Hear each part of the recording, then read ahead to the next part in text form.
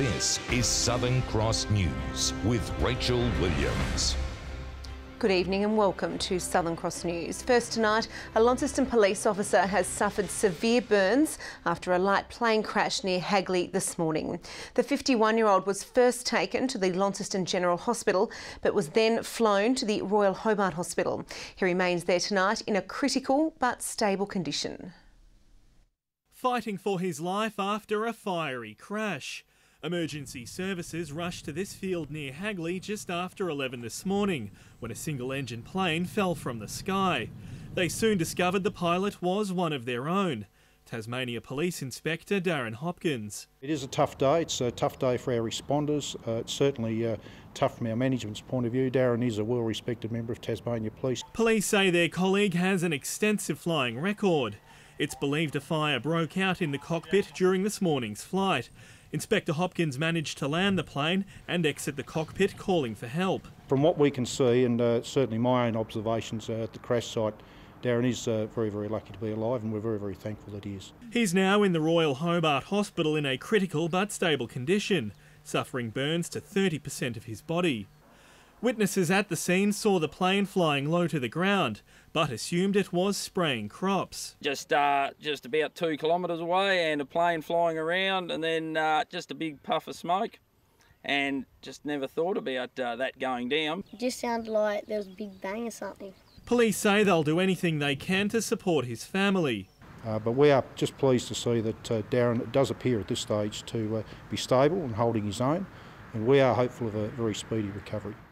The Australian Transport Safety Bureau will now undertake an investigation to determine just what went wrong. Meanwhile, Tasmania Police are appealing for anyone who saw the aircraft just prior to the crash to come forward. Sean McComish, Southern Cross News.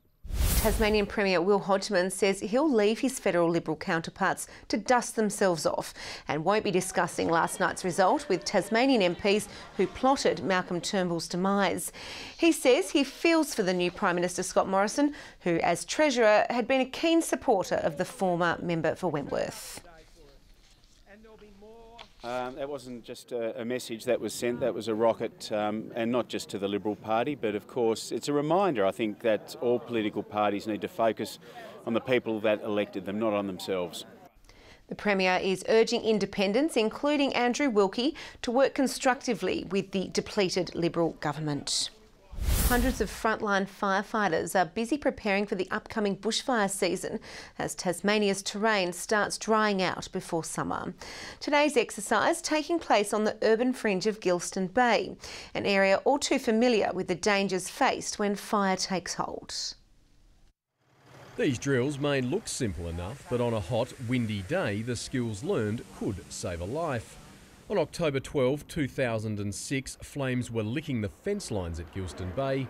Remarkably, not a single home was lost. 12 years on, their proximity to the bush is providing the perfect training ground. One of the big things we're doing is like getting strike teams to go to fires wherever we go. So we've got to start working in teams really rapidly. So the more training exercises we do, the better our teamwork gets for career and volleys brigades around the state. David Drysdale has been a volunteer for 16 years. He says days like today provide an opportunity to train new recruits and swap notes with crews from around the state. The big thing I've found is I love my out of area calls and going around the state to all different places, and I just hope that one day if there's a fire in our area, obviously that'll get paid back to me at Leslievale. So I think what you give, you'll get back. The TFS says the bushfire season is already underway and conditions will get worse. It's already drier than normal up on the east coast. We've had a bit of rain in the last week, but that's going to get the grass growing. Even a normal bushfire season is not a good fire season. We will get fires. And fireys are again urging Tasmanians to prepare a bushfire plan. The safest thing to do is always leave early. If you decide to stay and defend, you need to be prepared. So having a good defendable space, wearing good protective clothing, and having a plan of what you're going to do on a bad day is really important. More information can be found on the Tasmania Fire Service website. Andrew McCarthy, Southern Cross News. Being sentenced to a jail term is perhaps one of the most stressful situations imaginable for an expecting mother. But now life has been made a little easier for those inmates at the Mary Hutchinson's Women's Prison, thanks to the new mother-baby facility. It looks more like a day spa than a section of Tasmania's most notorious prison complex, and that's exactly the idea. Our intent is to create an environment that is as least like a prison as possible. One of the most stressful things for anybody, but particularly women with young children, is coming to prison. The $2.6 million addition can accommodate up to 25 inmates and includes a daycare facility and 5 specialty paternity rooms, allowing mothers to bond with their children until they reach the age of 2. We all know, those of us that have children, the bond that you form with them at an early stage, that the separation from family and loved ones can be hugely stressful. We do have 2 expectant mothers, one at 36 weeks, and we expect her obviously to give birth while she's still in prison. Named in honour of the late Vanessa Goodwin, who lost her battle with cancer in March, their Premier says it's a fitting tribute to the former Attorney-General's legacy. There's no doubt that Vanessa would be super proud. She spent a lot of time in here talking to prisoners to understand why it was that they'd committed crimes so that we can better help prevent them from ending up here. It's vital that we allow them to maintain those that physical bond with the child, both for the mother and the child. We shouldn't forget that the child's not in prison. Tom Cooper, Southern Cross News. Scientists and international diplomats are again descending on Hobart to discuss how to protect the fragile marine ecosystem near Antarctica.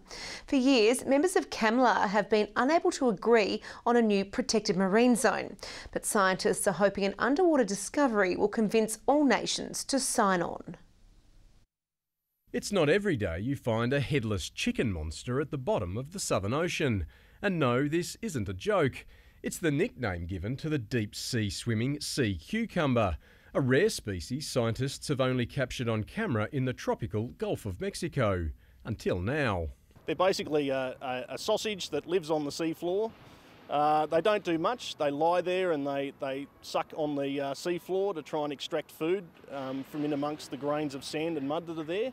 Australian representatives will present the find to the Commission for the Conservation of Antarctic Marine Living Resources, or CAMLA, as part of a 5-year push to create an East Antarctic marine protected area. This is one of the fascinating things about the deep ocean, is that it's really poorly understood. We didn't expect to see it, and so it took us some research to work out that this was a headless chicken monster. The CAMLA meetings will continue for the next 10 days. Meanwhile, the Australian Antarctic programme's prized Airbus A319 is set for another first, with plans to land on Italy's 2-metre thick sea ice runway for the first time next week.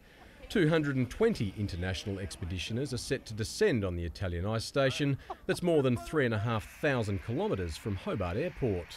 Collaboration in Antarctica is really important, and we collaborate with lots of different countries in logistics and in science so that we can all achieve the objectives that we're trying to achieve. Andrew McCarthy, Southern Cross News.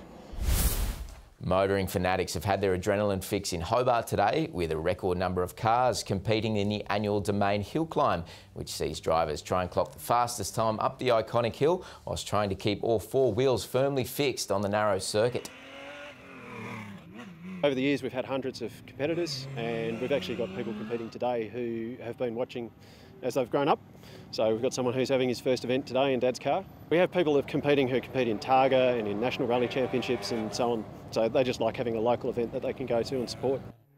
The event is now in its 16th year.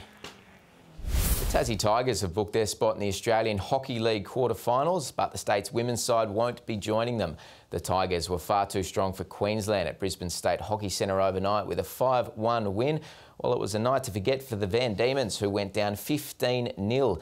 Backing up last weekend's 5-4 win over New South Wales in Hobart, the Tigers finished on top of Pool A and will take on the Northern Territory Stingers in the quarters, with finals to be played on the Gold Coast beginning on Thursday. Perfect conditions have greeted more than 2,500 runners at today's Burnie 10. The day's glory went to King Island's Stuart McSwain, returning to keep the title in Tasmanian hands. Some had an interesting way of lacing up for Burnie's big day, But for most of the 2,500 runners, the 10-kilometre road race is serious business. Leading from the start, Stuart McSwain didn't let go. The King of King Island kept his crown, backing up last year's win with a record-breaking 28 minutes and 4 seconds.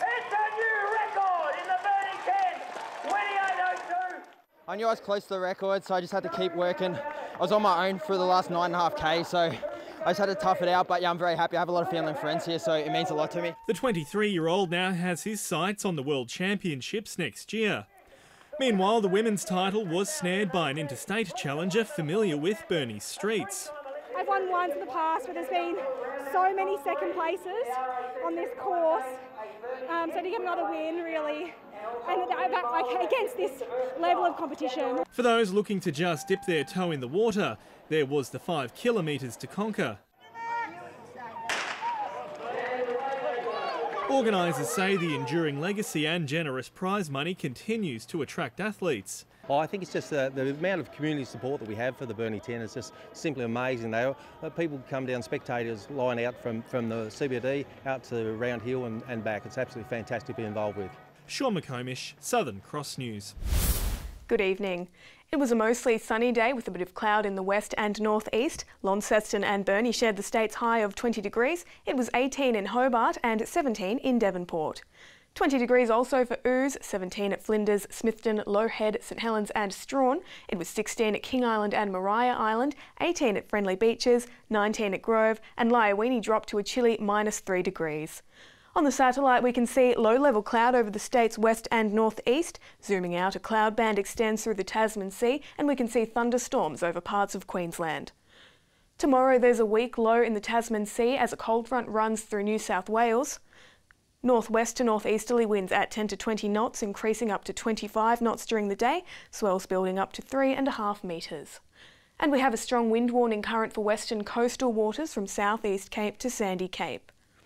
Mostly sunny in Hobart tomorrow, reaching 24 degrees, the same for Dover, a top of 23, and early fog before the sun comes out at Ouse, 25.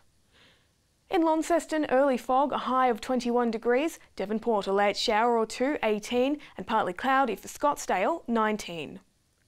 In Burnie, a late shower or two reaching 18, Strawn 24, and 18 for Stanley. Mostly sunny for St Helens, Swansea sharing that sun, 22, and early fog for Ross, 21 degrees. UV is high. On Tuesday, we can expect showers contracting to the west and far south in the afternoon. More showers on Wednesday, clearing during the day, otherwise fine.